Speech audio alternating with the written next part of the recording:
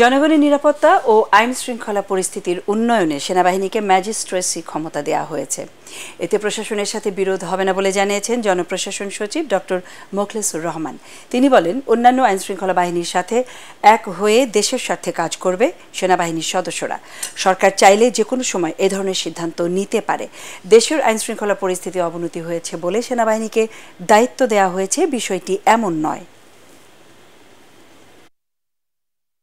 মনে করেছে যে আমাদের এটা হলে the purpose of the government is, আমাদের দেশেও একাধিকবার এই ধরনের সেনাবাহিনীকে এই ম্যাজিস্ট্রিয়াল পাওয়ার দেওয়া হয়েছিল। এটা প্রচলিত এবং রাষ্ট্র যখন মনে করে জনগণের স্বার্থে রাষ্ট্রীয় প্রয়োজনে দরকার, তখন এই ধরনের আদেশ দিতে হয়।